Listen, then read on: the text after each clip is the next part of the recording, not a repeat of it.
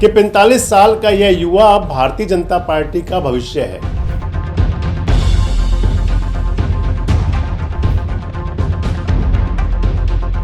युवा भारत, युवा भाजपा और युवा राष्ट्रीय अध्यक्ष आदरणीय नितिन नवीन जी का अभिनंदन हमारे लोकप्रिय प्रधानमंत्री आदरणीय नरेंद्र मोदी जी करेंगे। हम सब जोर से तालियों के साथ नितिन नवीन जी आगे बढ़ो, नितिन नवीन जी आगे बढ़ो। उन्होंने कह दिया कि ठीक है, मैं गुजरात का मुख्यमंत्री रहा, ठीक है, मैं देश का प्रधानमंत्री हूं, लेकिन इससे बढ़ करके मैं भारतीय जनता पार्टी का कार्यकर्ता हूं और मेरे बॉस नितिन नवीन हैं। माननीय नितिन नवीन जी, मैं एक कार्यकर्ता हूं, वे मेरे बॉस हैं। धुरंधर नेता जिनके पास है तजुर्बा, आज के नेता जिन्हें करके दिखाना है, कल के नेता जिनके हाथ है भविष्य की राजनीति। देश रोजाना करेगा राजनेताओं के साथ कल, आज और कल की बात। द सियासतनामा में हर शनिवार शाम 8 बजे। दोस्तों नमस्कार, मैं संजय मग्गू और मौजूद है देश रोजाना के डिजिटल मीडिया मंच पर। आज से कहें तो भारतीय जनता पार्टी में विधिवत रूप से नवीन चैप्टर शुरू हो गया। उसे आप नवीन युग भी कह सकते हैं। यानी कि नितिन नवीन के रूप में भारतीय जनता पार्टी को जो परमानेंट राष्ट्रीय अध्यक्ष की नियुक्ति का जो इंतजार था वो पूरी हो गई। मैं आपको बताता चलूं कि भारतीय जनता पार्टी ने 14 दिसंबर, आपको ध्यान होगी, आपको भी तारीख, वो 14 दिसंबर 2025 एक ऐसा फैसला लिया था जिसने न केवल भारतीय जनता पार्टी के अंदर और बल्कि तमाम सियासी दलों के अंदर जो राजनीतिक क्षेत्र हैं उसके अंदर चर्चाओं की एक बहुत बड़ी आंधी सी आ गई थी। राजनीतिक गलियारों में बड़ी हलचल हो गई थी। बिहार का एक कैबिनेट मंत्री, 5 बार का विधायक, 45 साल का युवा नितिन नवीन उस दिन बीजेपी के राष्ट्रीय कार्यकारी अध्यक्ष बने थे। आपको ध्यान होगा, मैंने आपसे उसी दिन कहा था कि 45 साल का यह युवा अब भारतीय जनता पार्टी का भविष्य है। यानी कि अगले 3 साल तक बीजेपी के राष्ट्रीय अध्यक्ष रहने वाले हैं। बीजेपी में जो टेन्योर होता है वो 45, बीजेपी में जो टेन्योर होता है राष्ट्रीय अध्यक्ष का चयन का, वो 3 साल का हुआ करता है, जो पूरा कार्यकाल है। और मैंने आपसे तभी कहा था कि अब परमानेंट अध्यक्ष पर भी मोहर लगेगी नितिन नवीन के नाम पर। तो 45 साल का यूथ, 45 साल का युवा, और अगर आप कह लें तो आज भारतीय जनता पार्टी भी 45 साल की है।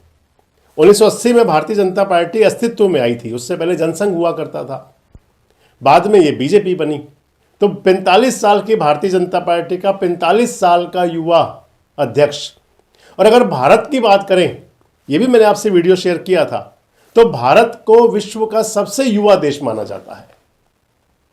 भारत के अंदर लगभग जो आबादी है वो 65% से ज्यादा जो आबादी है वो 45 साल तक की उम्र वाली है। यानी कि लगभग 2/3 जनसंख्या जो है वो युवा है।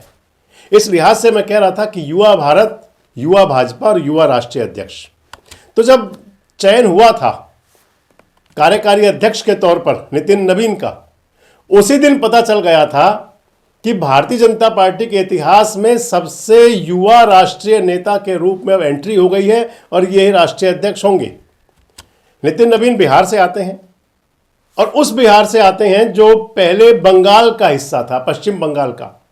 आपसे पश्चिम बंगाल का मैंने जिक्र किया है, अगली वीडियो में पूरी बात करूंगा आपसे कि आखिर क्या एजेंडा है बीजेपी का और नितिन नवीन उस एजेंडे को कैसे पूरा करेंगे बंगाल के अंदर। पश्चिम बंगाल का विधानसभा चुनाव क्योंकि है और मिशन पश्चिम बंगाल शुरू है।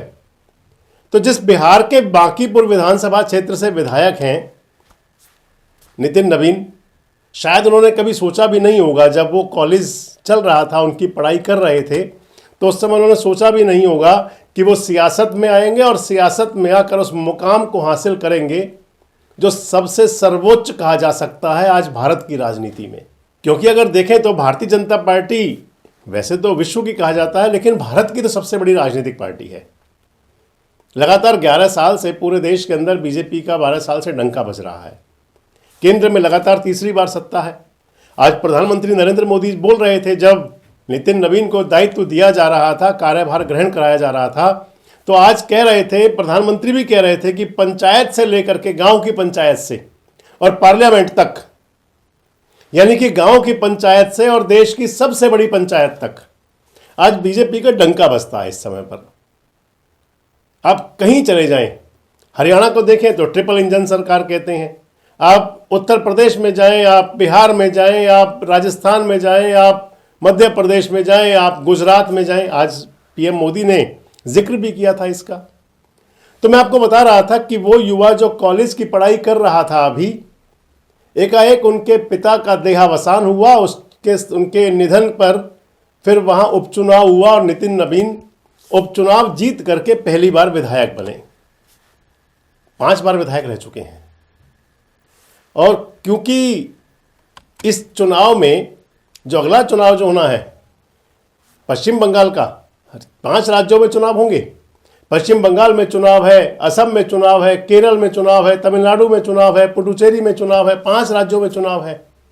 मात्र एक राज्य ऐसा है असम, जहां आजकल बीजेपी की सत्ता है। पुडुचेरी के अंदर एनडीए सत्ता में है, यानी कि वहां पर भारतीय जनता पार्टी गठबंधन में है। 2 राज्यों के अंदर केरल में कम्युनिस्ट पार्टी है, तमिलनाडु के अंदर वहीं की डीएमके है और पश्चिम बंगाल के अंदर ममता बनर्जी का परचम लहरा रहा है। और भारतीय जनता पार्टी के लिए जो सबसे महत्वपूर्ण राज्य है वो पश्चिम बंगाल ही है। पश्चिम बंगाल के लिए नितिन नवीन कितने महत्वपूर्ण है, मैंने आपको बताया कि अगले वीडियो में आपसे सारी बात करूंगा। तो 1980 में जब भारतीय जनता पार्टी अस्तित्व में आई थी, तभी जन्म हुआ था पटना के अंदर कायस्थ परिवार में नितिन नवीन का।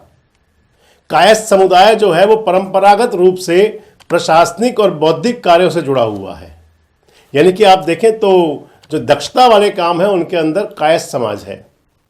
बिहार और बंगाल, इसके अलावा उड़ीसा भी, इन राज्यों के अंदर कायस्थ समाज प्रभावशाली है। नितिन नवीन की जो शिक्षा हुई थी वो पटना से ही शुरू हुई थी, पटना के अंदर ही पूरी हुई। और ये मैंने आपको बता ही दिया कि सियासत से दूरी थी उनकी, और जब सियासत के अंदर शुरू हुए, उपचुनाव जीता और उसके बाद से लगातार चुनाव जीतते चले आए। जो 2024 का चुनाव था, जो अभी हाल ही का, उस चुनाव को लगभग 50,000 वोटों के आसपास, अभी हाल ही का जो 2025 का चुनाव था विधानसभा का, वही बांकीपुर से लगभग 50,000 वोटों से चुनाव जीता था। अब बात आ जाती है कि नितिन नवीन की अगली परीक्षाएं आखिर है क्या, क्योंकि 5 राज्यों में चुनाव होना है, ये तय है। और उन 5 राज्यों के अंदर जो महत्वपूर्ण पश्चिम बंगाल होने वाला है वो तय है। उस पश्चिम बंगाल जिस पर नजर है मोदी और शाह की कि किस प्रकार से वहां पर अपना परचम लहराया जाए, ये तय है। इसके अलावा अगर देखें तो भारतीय जनता पार्टी के लिए, क्योंकि अभी तक जो चला सब कुछ, 12वें अध्यक्ष हैं नितिन नवीन, 12वें अध्यक्ष के रूप में उन्होंने कार्यभार अपना संभाला है पूरा। और पार्टी के अंदर संगठन कितना बड़ा है ये प्रधानमंत्री मोदी ने अपने संबोधन में आज ही कह दिया। उन्होंने कह दिया कि ठीक है, मैं गुजरात का मुख्यमंत्री रहा, ठीक है, मैं देश का प्रधानमंत्री हूं, लेकिन इससे बढ़ करके मैं भारतीय जनता पार्टी का कार्यकर्ता हूं और मेरे बॉस नितिन नवीन हैं। सुना होगा आपने। लोगों को लगता होगा कि नरेंद्र मोदी देश के प्रधानमंत्री है, तीसरी बार प्रधानमंत्री बने,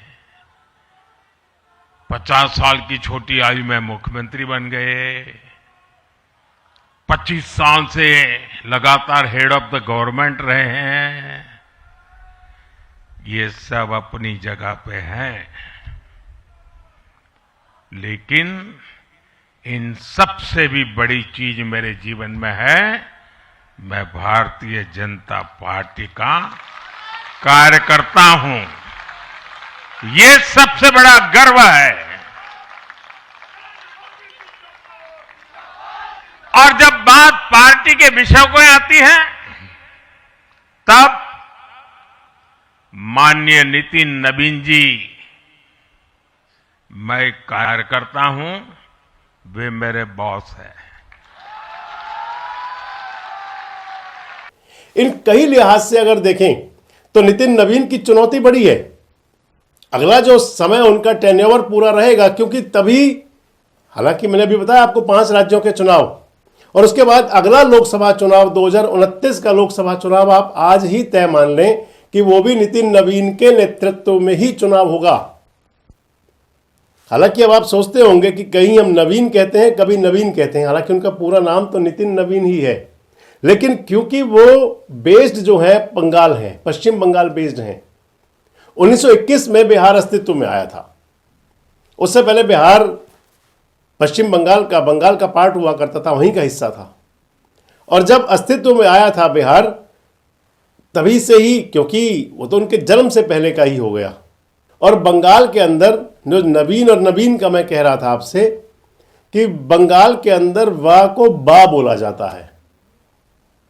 आप देख लें तो सौरभ गांगुली, हालांकि उनका सौरभ नाम होना चाहिए लेकिन लिखते हैं सौरभ गांगुली। देश के जो राष्ट्रपति रहे प्रणब मुखर्जी साहब, उनके लिए भी प्रणबदा कहा जाता था, प्रणब, यानी कि वाह को बा वहां कहा जाता है, इसलिए नवीन गिने जाते हैं, नवीन कहे जाते हैं। और उसी पार्ट का खासकर बात है जो कूच बिहार से जुड़ा हुआ है।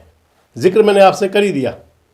कूच बिहार पश्चिम बंगाल के अंदर एक बहुत बड़ा फैक्टर है और इस कई वजह हैं, क्योंकि बड़ी चर्चाएं थी कि आखिर नितिन नवीन ही क्यों, नितिन नवीन को ही क्यों चुना गया राष्ट्रीय अध्यक्ष। तमाम चेहरे थे भारतीय जनता पार्टी के अंदर, तमाम नाम थे, बड़े से बड़े, एक से बड़ा एक, मनोहर लाल खट्टर से लेकर के और शिवराज चौहान तक, दक्षिण से लेकर के और महिला तक, कई नाम चर्चाओं में थे। लेकिन जब नजर टिकी तो फिर टिकी थी जाकर के नितिन नवीन पर। और अब अगली जो चुनौती रहेगी उनके लिए वो और बड़ी होगी। अब मसलन आप देख के चलें तो 5 राज्यों के बाद फिर 2027 में चुनाव है। पंजाब में चुनाव होगा, हिमाचल प्रदेश में होगा, उत्तर प्रदेश में होगा, बड़े राज्यों के चुनाव हैं फिर। और 29 मैंने आपको बता ही दिया।